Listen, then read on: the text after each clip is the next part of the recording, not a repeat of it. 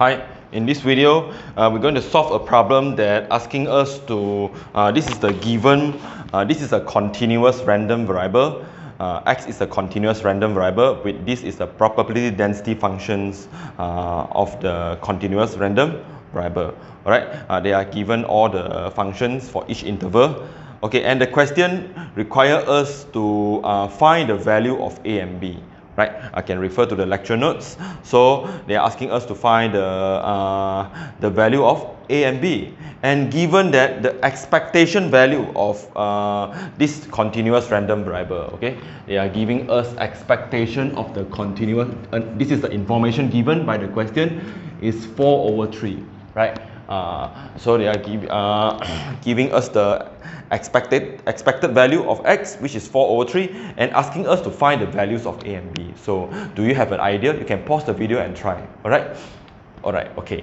Let's say if they're asking us to find the expectation value of Ex, and before that you must know that this is a probability density function, right? If this is a probability density function, especially for a continuous random variable, so you must know that integrate everything, right? Integrate from 0 to 1, okay, 0 to 1 for Ax dx, plus with integrate from 1 to 3, right? During when the time at first I introduced about the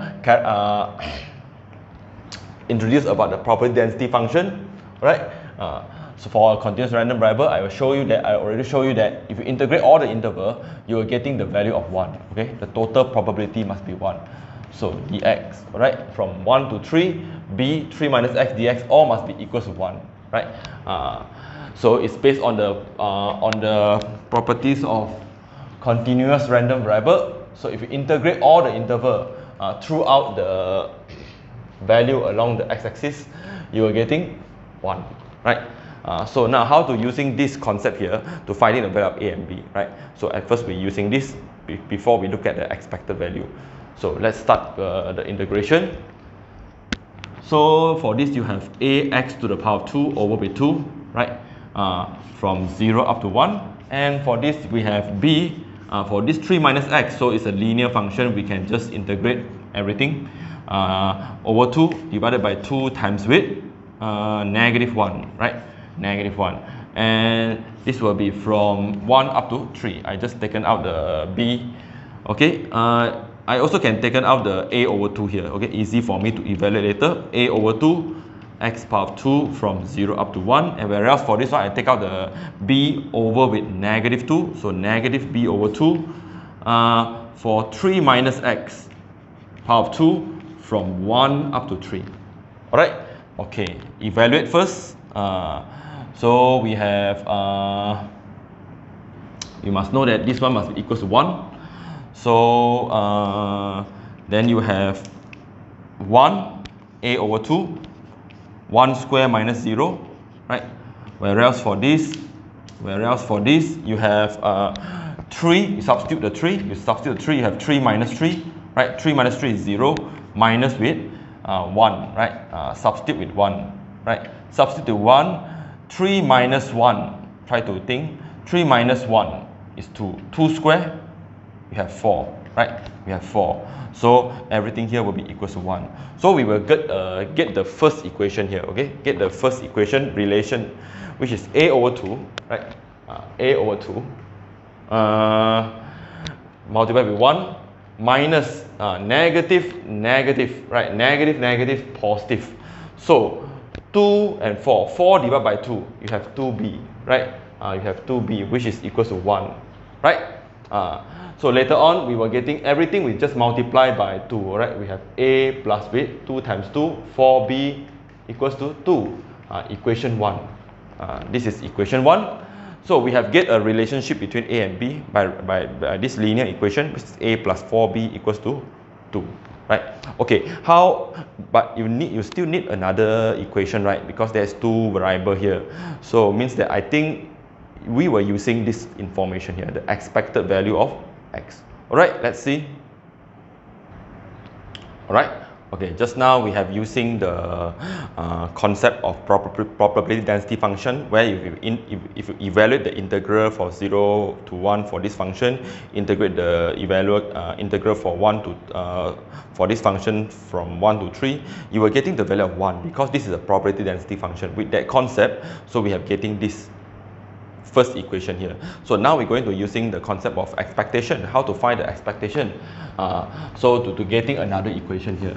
So we are using this information now. So to evaluate, to find the mean, right, expected value of x, it's just like you total up the probability, right, from 0 up to 1. So for ax dx plus width from 1 up to 3, right, 1 up to 3 for b 3 minus x dx, and alright, there are nothing else, there is only 2 interval here, otherwise it's 0. So this is the way we finding the expectation, right, the mean, but we have to multiply something, because we want to find the expected value of x, which is mean. So I have to multiply with x for each integral. I have to multiply with x, just multiply with x, okay, very simple. So from 0 up to 1, here you have ax to the power of 2, right? Ax to the power of 2 dx, right? Ax to the power of 2, ax to the power of 2 dx, plus width from 1 up to 3. You can just take out the b, alright? It's a constant, right? B is a constant, right? You can take out the a also, right? It's a constant. So then you have 3x minus with x squared dx. Alright. So, okay, if you take out the a, if you integrate this, you are getting x3 over with 3 from 0 up to 1. And for this, you will have 3x to the power of 2 over with 2 minus with x cubed over with 3 from 1 up to 3, right? So, then expected value is already given as 4 over 3, right? Okay, later we're going to see. So 1 cubed over 3 is 1 over 3 minus with 0. So, okay, you have to be careful here. So if 3 power of 2 over 2 minus with 3 power of 3 over with 3.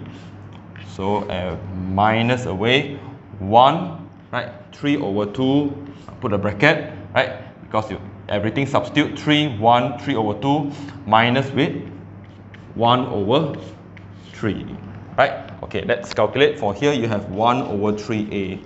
Right? Okay, let's see this value here, which will be 10 over 3. Right? For all this, if you're using calculator, you are getting plus with 10 over with 3b. Alright? And this whole thing here is given that ex is 4 over 3. Right? It's 4 over 3. So it means that this whole thing will be equal to 1 over 3. 4 over 3. 1 over 3a plus with 10 over 3b will be equals to 4 over 3. You can multiply everything by 3. So you will get a plus 10b equals to 4. Right, equals to 4. Then you get the second equation. So there is 2 unknown here, right? 2 variable here. So it's enough. You have 2 equations. So we can solve the simultaneous equation. Alright, I'm going to take can you see that a, they have the same coefficient. So I'm going to take equation 2 minus equation 1. Alright, elimination. So we're taking equation 2 minus with equation 1. So if you minus, okay, let's write properly. So 10b equals to 4, equation 2. And equation 1, you have a plus 4b equals to 2, equation 1. So we're going to take equation 2 minus equation 1. A minus a, you have 0. 10 minus 4, you have 6b. Right? 4 minus 2, right? 4 minus 2, you have 2. So b will giving you 1 over 3. Right?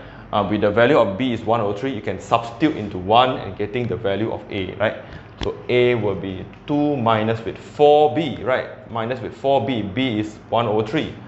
So means I'm taking 2 minus with 4 over 3, right? So we're giving the value of 2 over 3, right? So means that the value of a will be 2 over 3, and the value of b here will be 1 over 3, right? So now we have done with value of a and b. Alright, we have known that we have already found that the value of a over value of b. So we're going to replace the value of a here with 2 over 3, right? A here with 2 over 3, whereas the b here with 1 over 3. Okay, 1 over 3. So this is a property density function for this continuous random variable. So, and the question is asking us to find the standard deviation, right? They are asking us to find the standard deviation of the continuous random variable x. Standard deviation of the continuous random variable x. Standard deviation of x. Alright, so you have to find the variance first. Okay, you have to find the variance first. So the variance, the formula is ex square minus with mean square, right? Expected value square, right? So after you finding the value of variance, you know that variance is also writing as the standard deviation square, right? Which is equal to variance of x. So with a standard deviation will be the square root of variance of x. Okay, so you need another information here because you have already know the value for ex, right? But you don't have the value for ex square here. So you have to evaluate the value of ex square from this property density function. Okay, so your expected value of ex square will be integrate from 0 up to 1. Okay, for this function 2 over 3x dx. Plus with from 1 up to 3 1 up to 3 for this function 1 over 3 minus x dx, right? There are no other function except these two, right? The rest is 0, right? So okay, so because we want to evaluate the ex square, so we have to multiply the function into in each integral, right? Which is x square. This is the most important thing that you learn in this part here, right? So x square. So then you're getting the 2 over 3, right? You can factorize the constant out. So you have 0 to 1, x square and x, you're getting x cubed dx. This is the most important. You must know what to do, right? So plus with 1 over 3, integrating 1 to 3. So you putting the value x square. So you will have 3x squared minus with x cubed dx, right? As usual, you integrate, okay? You can try it yourself actually, all right? 2 over 3, then you will have x power 4 over with 4 from 0 up to 1 plus with 1 over 3, 3x power 3 over with 3 minus with x power 4 over with 4 from 1 up to 3, right? So you always bring up the constant to avoid any careless mistake here. So 2, 2, 4. So you have 1 over 6.